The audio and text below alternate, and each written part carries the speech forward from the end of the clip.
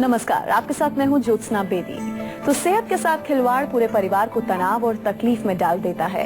इसलिए सेहत को लेकर हर इंसान को सतर्क रहना उसके लिए बेहद जरूरी है। आपकी फैमिली हेल्दी रहे, फिट रहे, इसी मकसद के साथ हम हर रोज लेकर आते हैं आपका अपना हेल्थ शो संजीवनी, जिसमें आपकी सेहत से जुड़ी समस्याओं का समाधान करते हैं विश्व प्रसिद्ध आयुर्वेदाचार्य डॉक्टर प्रताप चौहान। डॉक्टर साहब, बहुत बहुत स्वागत है आपका। थैंक यू जी। भयंकर गर्मी के बाद बरसात के आने से राहत तो मिलती है, लेकिन ये मौसम साथ में ले आता है कई गंभीर बीमारियां जो सीधे आपकी सेहत को प्रभावित करती हैं। बरसात के मौसम में वात, पित्त, कफ जैसे भयंकर रोग शरीर के संतुलन को बिगाड़ देते हैं। तो ऐसे में बचाव से बेहतर कोई रणनीति नहीं होती। तो आइए डॉक्टर साहब से जानते हैं कि आखिरकार इन बीमारियों की वजह क्या है और इनसे हम कैसे बच सकते हैं, कैसे बचाव कर सकते हैं। और इसके साथ ही संजीवनी टिप्स में हम डॉक्टर साहब से जानेंगे कि फिट रखने में क्लैपिंग कैसे है हेल्पफुल। लेकिन आइए उससे पहले जान लेते हैं कि बारिश के मौसम में क्यों हमें अलर्ट रहना हमारे लिए बेहद जरूरी है।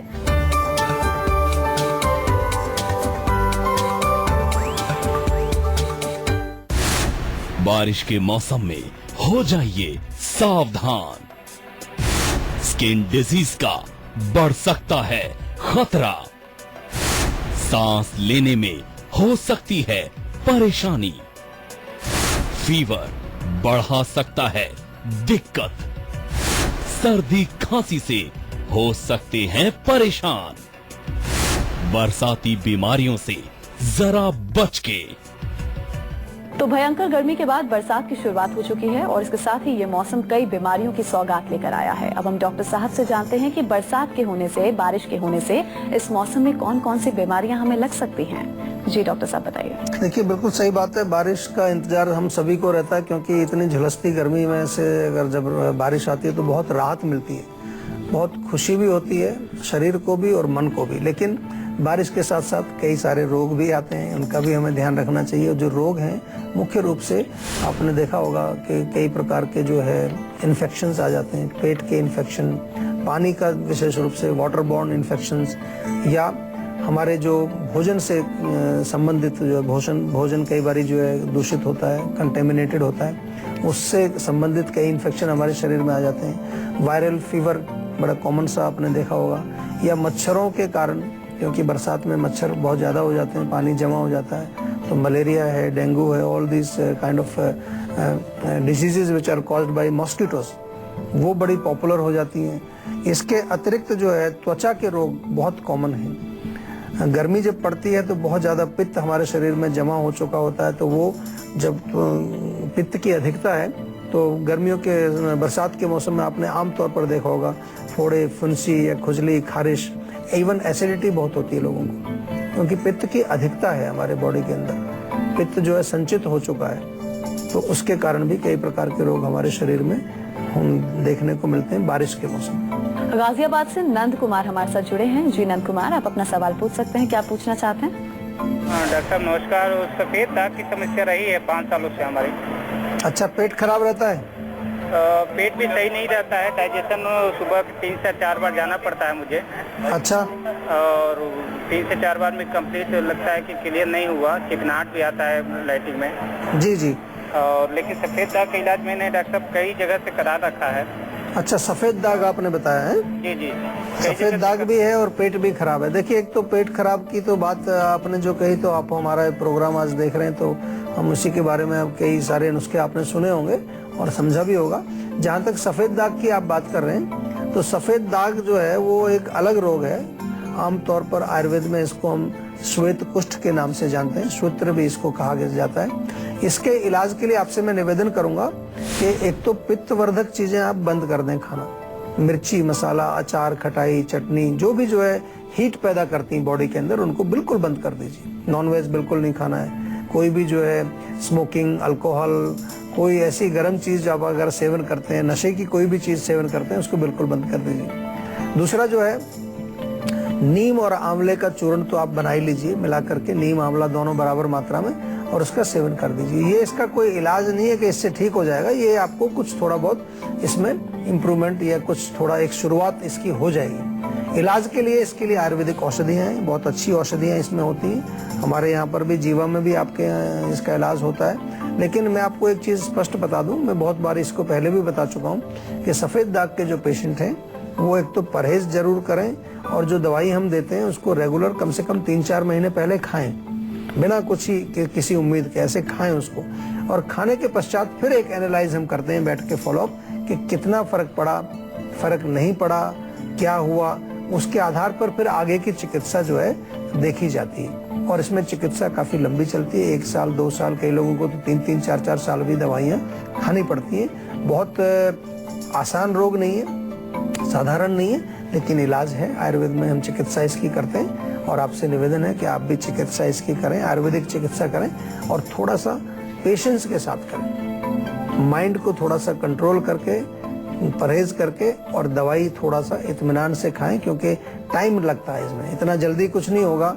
बेचैन ना रहें और इम्पेशेंस ना हो, इम्पेशेंट नहीं हो, ताकि वो रोग जड़ से आपका ठीक हो जाए। अच्छा डॉक्टर साहब, जिस तरह हम बात कर रहे हैं कि मौसम बदलता है, मौसम के बदलाव के बाद तमाम बीमारियां हमें अपनी चपेट में ले लेती हैं, इसके पीछे वजह क्या है?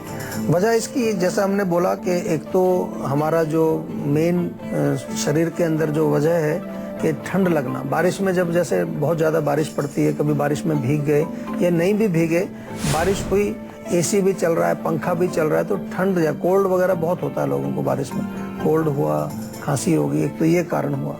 मौसम का चेंज मतलब इसमें एक अपने आप में एक कारण है। दूसरा, जो मच्छर या और कुछ ऐसे वायरस या बैक्टीरिया बारिश के मौसम में जो पैदा होते हैं वो एक कारण बनते हैं। आपने देखा होगा कि बारिश के मौसम में हैजा या पीलिया भी कई लोगों को होता है, तो इसका मतलब कहीं ना कहीं ये जो कीटाणु हैं इस मौसम में पैदा होते हैं। इसके अतिरिक्त अगर हम देखें तो बॉडी का जो इम्यून सिस्टम है वो भी थोड़ा सा वीक होता है, अग्नि उतनी तेज नहीं होती है, उसकी वजह से भी पाचन संस्थान संबंधित कई रोग हमारे शरीर में हो जाते हैं। और इसके अलावा जो है, जैसा हमने कहा, दूषित जल और दूषित भोजन, ये एक बहुत इम्पोर्टेंट कारण बरसात के सीजन में देखने को मिलता है कि वो हमारे शरीर में कई प्रकार के रोग पैदा करता है। और आयुर्वेद की भाषा में हम कहें तो पित्त यानी कि गर्म चीजें बहुत ज्यादा जो उष्ण है वो भी एक कारण इसमें बनती है। उत्तराखंड से हमारे अगले दर्शक हेमचंद जुड़े हैं, अब उनसे बात करते हैं। जी हेमचंद, आप अपना सवाल पूछ सकते हैं। जी नमस्कार सर। नमस्कार जी। जी सर, मेरी प्रॉब्लम ये है, मेरी आंखों में बहुत पेन होता है, मतलब बहुत कम दिखता है मुझे, और दिन प्रतिदिन ये प्रॉब्लम बढ़ती जा रही है मेरे साथ। तो अभी आपने कोई चेक कराया क्या, किसी डॉक्टर को दिखाया नहीं? हाँ जी, चेक करवाया था। क्या बोलते हैं वो लोग? जी ये कह रहे हैं जो आंखों का पर्दा होता है उसमें थोड़ी प्रॉब्लम है, टेस्ट वेस्ट के लिए बुलाया था, एम्स में मैंने दिखाया है वहाँ पर दिल्ली में। अच्छा। तो उन्होंने टेस्ट के लिए बुलाया था, तो बोले थे मैं आपको टेस्ट का रिजल्ट बताऊंगा, ये 20 तारीख का टाइम दिया, तो अभी तो चेक। अच्छा, तो अभी आपका जो टेस्ट हुआ उसका रिजल्ट नहीं आया अभी है? जी नहीं, अभी नहीं आया। देखो, टेस्ट कराना जरूरी है, अच्छी बात है, पता चलना चाहिए कि वास्तव में प्रॉब्लम क्या है। आजकल हमारे जो मॉडर्न मेडिसिन के जो डायग्नोस्टिक टूल्स हैं उनका प्रयोग हमें करना चाहिए, कोई हमें ऐसा नहीं है कि उनसे कोई परहेज करना है। लेकिन चिकित्सा के जब बात करें तो चिकित्सा आयुर्वेद में बहुत अच्छी है और डायग्नोसिस भी बहुत अच्छे हैं। लेकिन अगर कोई टेस्ट से हमें कोई चीज़ दिखती है तो उसका ज़रूर हमें फ़ायदा उठाना चाहिए, इसमें कोई हर्ज नहीं है। जहाँ तक आप कह रहे हैं कि भाई आंखों में दुखन होती है और दर्द होता है, विजन में भी प्रॉब्लम है, तो थोड़ा सा एक नेत्र बस्ती चिकित्सा हमारे यहाँ आयुर्वेद में होती, बहुत बढ़िया काम करती है। नेत्र बस्ती का मतलब आंखों के चारों तरफ एक थोड़ा बॉर्डर बनाया जाता है, उसमें एक मेडिकेटेड घी जो होता है, औषधि युक्त घी, उसको हम भरते हैं और उसको कुछ देर के लिए वहाँ एक मेंटेन करते हैं एक विशेष टेम्परेचर पर। बहुत अच्छा नरिशमेंट भी करता है, या किसी चीज़ में जैसा कि कहा कि पर्दे में या किसी में कोई भी कमजोरी है उस कमजोरी को दूर करता है, नसों की अगर कमजोरी है उसको भी दूर करता है, और आँखों से संबंधित अनेक प्रकार के रोगों में बहुत लाभकारी है। तो वो मैं आपको सजेस्ट करूँगा, वो कराना चाहिए आपको। उसके लिए आप जो है हमारे फरीदाबाद के मेन सेंटर में आकर के रहें 1 सप्ताह के लिए, तो आपको बहुत लाभ मिलेगा। इन द मीन टाइम जो आपका रिपोर्ट जब आ जाए टेस्ट का, वो जरूर हमें बताइए, ताकि उसके अनुसार और भी कोई हमें चिकित्सा इसमें अगर देनी पड़ेगी आपको तो वो भी दी जाएगी। चलिए, अब बारी है आज की संजीवनी जानने की, जिसमें डॉक्टर चौहान से हम जानेंगे कि बारिश में होने वाली बीमारियों से बचने के लिए आयुर्वेदिक टिप्स कौन से हैं। तो डॉक्टर साहब बताइए, बरसात के मौसम में हम इन बरसाती बीमारियों से कैसे बचें? सबसे पहले जरूरी है कि जब आप बारिश में अगर कहीं बाहर हैं तो अगर भीग गए हैं तो तुरंत जब घर आएं तो स्नान करिए अच्छी तरह से बॉडी को, क्योंकि बाहर गंदा पानी भी होता है, उसको शरीर को साफ करना है। कुछ गर्म पिए, गुनगुना पानी पी लें या उसमें जो है थोड़ा अदरक उबाल के पिए तो अच्छा रहेगा, नहीं तो ठंड आपको लग सकती है। कोल्ड आपको बहुत आसानी से हो जाता है बरसात के दिनों में। और इसके अतिरिक्त विटामिन सी सेवन करें तो कि वो कोल्ड को भी भगाता है, इम्यूनिटी को भी बनाता है। तो नींबू है, संतरा है, मौसम्बी है, इसका सेवन किया जाए। और अगर आपको जो है बहुत ज़्यादा पेट की कोई समस्या दिखती है या पेट आप खाना पीना कहीं गड़बड़ होता है, बाहर का खाया जाता है, तो कम से कम आम पाचक चूर्ण जो हमारा होता है, जीवा में आपको मिल जाएगा आम पाचक चूर्ण, उसका सेवन जरूर करिए ताकि आपके पेट बिल्कुल ठीक रहे। पानी की कोशिश करिए, पानी जो आपको मिलता है पीने वाला घर में, चाहे वो टैप का है चाहे फिल्टर का है, उसको थोड़ा उबाल करके आप पिए। उबालने से काफ़ी उसमें हल्कापन भी आता है और कुछ अगर कीटाणु है, किसी प्रकार का कोई उसमें प्रदूषण है, वो भी काफ़ी हद तक उसका नष्ट हो जाता है। तो उबला हुआ पानी आपको पीना चाहिए। और सबसे इम्पोर्टेंट है कि अपना जो है खान पान आप उचित रखें ताकि शरीर में इम्यूनिटी पावर आपकी स्ट्रांग बनी रहे। चलिए अब शकुन से बात करते हैं। दिल्ली से हमारी अगली दर्शक जुड़ी हैं। जी शकुन, क्या पूछना चाहती हैं आप डॉक्टर साहब से? नमस्ते डॉक्टर साहब। नमस्कार जी। मेरी उम्र 45 साल है जी। और मेरे को IBS की प्रॉब्लम है 15 सालों से। अच्छा। तो मैं एलोपैथिक ले चुकी हूँ काफ़ी टाइम से, थोड़ा ठीक हो जाता है, नहीं होता, सारे टेस्ट करा चुकी हूँ और मेरे घर में मेरे पिताजी को भी था। अच्छा।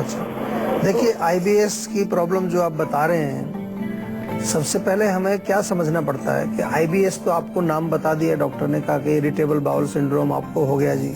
उसमें होता क्या है, कभी कॉन्स्टिपेशन हो जाती है, कभी बार बार मोशन हो जाते हैं, कभी लूज मोशन भी हो जाते हैं, कभी डायरिया भी हो जाता है। तो एक फिक्स पैटर्न इसमें नहीं है। हमारे यहाँ मुख्य रूप से वात का इसमें इन्वॉल्वमेंट होता है, पित्त का भी इन्वॉल्वमेंट होता है। तो क्योंकि वात जो है कब्ज करती है, पित्त जो है लूज मोशन पैदा कर सकता है। और इसके अतिरिक्त इसमें बहुत ज़्यादा जो इम्पोर्टेंट है वो है हमारा जो माइंड है। जिन लोगों को बहुत ज़्यादा मानसिक तनाव रहता है, बहुत ज़्यादा कोई इमोशनल उनको प्रॉब्लम रहती है, तो उसके कारण भी हमारा पाचन संस्थान जो है वो बिगड़ जाता है। हमारा जो डाइजेस्टिव सिस्टम है जिसके बारे में हम बात कर रहे हैं अब आप आज से, उसमें हमारा कनेक्शन उसका डाइजेस्टिव सिस्टम का हमारे ब्रेन यानी कि नर्वस सिस्टम या आप कहें हमारे माइंड, हमारे इमोशंस के साथ भी है। आपने देखा होगा कभी आप बहुत ज़्यादा दुखी हैं, मन में एंग्जाइटी है या ग्रीफ है, शोकाकुल आप हैं, तो क्या होगा, आपका पाचन ठीक नहीं होगा, आपको भूख भी नहीं लगेगी, खाना भी ठीक से नहीं पचेगा। अपोजिट अगर बहुत प्रसन्न है आप, कभी खुश हैं, बिल्कुल माइंड बड़ा आपका प्रसन्न है, तो भूख अच्छी लगती है, खाना भी ठीक से खाया जाता है, खाना ठीक से पचता है। तो हमारे जो इमोशंस हैं, हमारे जो मन की जो स्थिति है, उसके साथ हमारा डाइजेस्टिव सिस्टम भी जुड़ा हुआ है। और IBS में हम डेफिनेटली हमने ये देखा कि बहुत सारे पेशेंट, मैं कहूँगा हजारों की संख्या में हमारे यहाँ पेशेंट जो है IBS के आते हैं और ठीक भी होते हैं, क्योंकि वहाँ हम उनको चिकित्सा जो करते हैं वो मानसिक लेवल पर भी कुछ उनको चिकित्सा की जाती है, फिजिकल लेवल पर तो दवाइयाँ दी जाती हैं, लेकिन साथ में नर्वस सिस्टम को मजबूत करने के लिए, नर्वस सिस्टम को रिलैक्स करने के लिए, हम कहें मन को शांत और प्रसन्न करने के लिए भी चिकित्सा इसमें बहुत जरूरी है। तो बारिश के मौसम में बीमारियां आपके आसपास ना फटकें, इसके लिए आपको कौन कौन सी सावधानियां बरतने की जरूरत है, डॉक्टर साहब से जानते हैं। बताइए डॉक्टर साहब, क्या सलाह देंगे? खाना हल्का खाइए, बहुत ज्यादा तला हुआ, अक्सर बारिश होती है तो लोग पकौड़े समोसे बहुत खाते हैं, तो ये नहीं खाने चाहिए उतने, क्योंकि अग्नि हमारी उतना पचा नहीं पाती है। इसके अतिरिक्त बहुत ठंडा पानी या कोई भी ठंडी चीज फ्रिज की नहीं लेना। गर्मी की आदत पड़ी होती है लोगों को, बहुत ज्यादा गर्मी पड़ रही है लेकिन बारिश हुई तब भी ठंडा पानी पी रहे हैं, तब भी जो है कुछ बर्फ वाली चीजें खा रहे हैं, आइसक्रीम खाए जा रहे हैं। तो मौसम, क्योंकि टेम्परेचर फॉल बहुत ज्यादा होता है, आपने देखा होगा कई बार 45 डिग्री है और बारिश आने पे तुरंत जो है 30 डिग्री तक आ जाता है। 15 डिग्री का फॉल एकदम आना कुछ घंटों के अंदर, वो हमारे शरीर के लिए बहुत ही नुकसानदायक होता है, क्योंकि बॉडी हमारी एडजस्ट नहीं कर पाती। लेकिन अगर हम थोड़ा प्रिकॉशन लें तो इसका हम बॉडी को एडजस्ट कर सकते हैं। तो इसलिए ठंडी चीजें आपको नहीं खानी है। और इसके अलावा जो मच्छर वगैरह हैं उनसे भी प्रोटेक्शन आपको रखना है। मच्छर पैदा ना हो, आपके आसपास गंदा पानी ना हो, अब तो साफ पानी में भी होते हैं, उसको भी आपने ध्यान रखना है। और नीम के पत्ते खाते रहिए थोड़े थोड़े, रोज सुबह 4-5 पत्ते खाएं तो कम से कम बॉडी में जो है अगर कोई किसी प्रकार का कोई विषैला तत्व अगर जमा हो रहा है तो वो साफ होता रहेगा टाइम से। जी हाँ, अगर आप भी हेल्थ से जुड़ी अपनी समस्याओं का समाधान चाहते हैं तो आप इस नंबर पर कॉल कर 0129404040 पर अपना नंबर रजिस्टर करवा सकते हैं। उसके बाद डॉक्टर चौहान के पैनल के डॉक्टर्स आपको खुद फोन करेंगे और आपकी सेहत से जुड़ी हुई समस्याओं का सलूशन आपको देंगे। यहाँ वक्त तो चला एक छोटे से ब्रेक का। ब्रेक के बाद बारी है संजीवनी टिप्स की, जिसमें हम डॉक्टर साहब से जानेंगे कि फिट रखने में क्लैपिंग कैसे है हेल्पफुल। इसलिए आप कहीं मत जाइए और देखते रहिए संजीवनी, ताकि स्वस्थ रहें आप। के बाद स्वागत है आप सभी का संजीवनी में। तो आइए अब संजीवनी टिप्स में डॉक्टर साहब से हम जानते हैं कि क्लैपिंग फिट रहने के लिए कितनी हेल्पफुल है। जी डॉक्टर साहब बताइए। देखिए, क्लैपिंग आपने देखा होगा, जनरली जब क्लैपिंग होती है, तालियां बजाते हैं हम, तो किसी को अप्रिशिएट करने के लिए कोई अच्छी चीज आपको लगती है, बहुत अच्छी सुंदर कोई आपने परफॉर्मेंस देखी, कोई शो देखा तो आप ताली बजाते हैं। इसका मतलब आप अंदर से प्रसन्न हैं। क्लैपिंग जो है एक जॉय को दर्शाती है। एक तो ये है, तो जॉय जब होगा तो आपके शरीर में डेफिनेटली जो है कोई रोग जब आप करते हैं, चाहे वो इमेजिनरी भी करें, आप ऐसे भी करें, तो उसका कुछ ना कुछ ऐसा रिफ्लेक्सेस हमारी बॉडी में आते हैं कि वो हमारे शरीर के अंदर एक प्रसन्नता पैदा करता है। जब आप बहुत दुखी होंगे तो क्लैपिंग नहीं करते हैं उस समय। दूसरा, आपने देखा होगा क्लैपिंग हमारे यहाँ की जाती है जब भजन कोई गा रहे हैं, कीर्तन चल रहा है, तब भी क्लैपिंग करते हैं। तो इससे भी हमें एक ये पता चलता है कि क्लैपिंग जब हम करते हैं तो हम ना केवल मानसिक लेवल पर जो है शांत रहते हैं, हम थोड़ा सा आध्यात्मिक लेवल पर भी जो है उस लेवल पर जाकर के भी हम कनेक्टेड अपने आप से होते हैं, जिसको कि हम सेल्फ रियलाइजेशन कहते हैं। तो वो एक बहुत बड़ा फायदा है। अब आप थोड़ा फिजिकल लेवल पर देखें तो जब क्लैपिंग करते हैं तो हमारे हाथों के अंदर जो है बहुत सारे पॉइंट्स होते हैं, जिनको चाहे आप रिफ्लेक्सोलॉजी के पॉइंट्स कहें या उनको एक्यूप्रेशर के पॉइंट कहें। तो वो जब हम क्लैप करते हैं तो उनको जब आपस में वो टकराते हैं तो उनके अंदर भी एक रिचार्ज पैदा होता है, उनके अंदर भी एक प्रकार की एनर्जी सर्कुलेशन वहाँ पर ठीक होता है। जैसे कि अगर कोई आपको हार्ट का प्रॉब्लम है तो एक ऐसा मैं पढ़ रहा था कि अगर 4 उंगलियां आपकी, ये राइट हैंड की और ये हथेली लेफ्ट हैंड की, इनको ऐसे आप क्लैप करें तो इससे आपके हृदय के ऊपर जो है असर पड़ता है, उसको थोड़ी सी स्फूर्ति मिलती है, चुस्ती फुर्ती मिलती है। डाइजेस्टिव सिस्टम्स को भी जो है क्लैपिंग करने से डाइजेस्टिव सिस्टम भी हमारा ठीक रहता है और हमारे शरीर की इम्यूनिटी भी मजबूत रहती है। मैंने तो एक प्रोग्राम बनाया हुआ है, जीवानंद प्रोग्राम में उसको बोलता हूँ, उसमें कई ऐसी एक्सरसाइजेस में क्लैपिंग भी हम एक रखते हैं और उससे बहुत फर्क लोगों को पड़ता है। तो क्लैपिंग तो आप कभी भी कर सकते हैं। सुबह शाम आप जो है पार्क में घूम रहे हैं, कहीं बैठे हैं, तो थोड़ा अच्छी तरह से जोर से क्लैपिंग करें और आप देखेंगे कि कितने चीज़ों को आपको फायदा इससे मिलेगा। इस खास जानकारी के लिए बहुत बहुत शुक्रिया डॉक्टर साहब। थैंक यू जी। तो आज के लिए बस इतना ही। अगले एपिसोड में आपके हेल्थ से जुड़ी किसी नई प्रॉब्लम पर हम डिस्कस करेंगे और साथ साथ आपको सोल्यूशन भी देंगे। अगर आपको भी हेल्थ से रिलेटेड कोई प्रॉब्लम है तो आप हमारे नंबर 0129404040 पर कॉल कर सकते हैं और अपने नंबर को जितनी जल्दी हो सके रजिस्टर करवाएं। आप हमें ईमेल भी कर सकते हैं। हमारा ईमेल आईडी है info@jiva.com। आप फेसबुक के जरिए भी हमसे जुड़ सकते हैं। हमारी फेसबुक आईडी है www.facebook.com/jiva ayurveda। तो इसी उम्मीद के साथ कि आप हमेशा खुश रहें, फिट रहें, इसी उम्मीद के साथ फिर से आपसे मुलाकात होगी। तब तक के लिए दीजिए इजाजत। नमस्कार।